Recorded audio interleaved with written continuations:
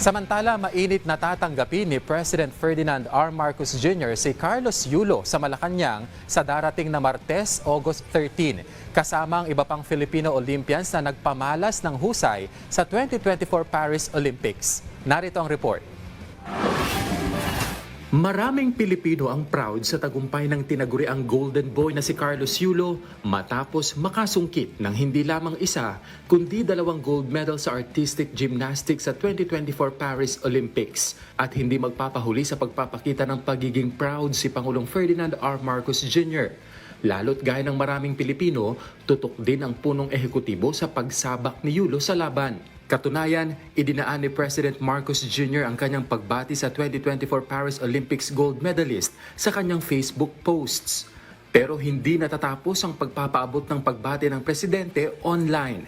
Dahil ayon sa Presidential Communications Office o PCO, mainit na tatanggapin ng Pangulo si Yulo sa Malacanang sa Martes, August 13, kasama ang iba pang Filipino Olympians na nagpamalas ng husay sa 2024 Paris Olympics. Ayon sa PCO, Martes ng hapon darating sa Villamor Air Base ang mga manlalarong Pinoy kung saan sasalubungin sila ng kani-kanilang mga pamilya.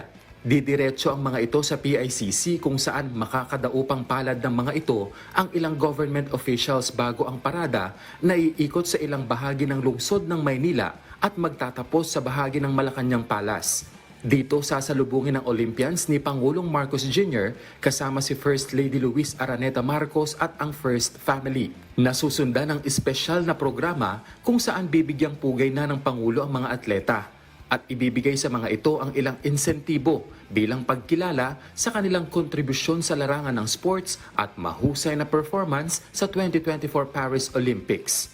Nauna nang sinabi ng Pangulo na nais niyang makausap si Yulo para malaman kung ano pa ang mga maaaring gawin ng pamahalaan para masuportahan ang mga atletang Pinoy. Gayon din sa kung paano pa makakapag-produce ang Pilipinas ng mas maraming medalist. Sa ngayon, nakasungkit na ng 4 na medalya ang Pilipinas sa Paris Games.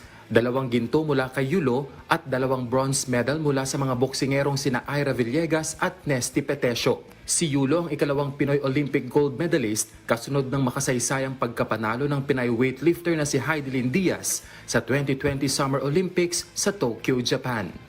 Kenneth Pasyente para sa Pambansang TV sa Bagong Pilipinas.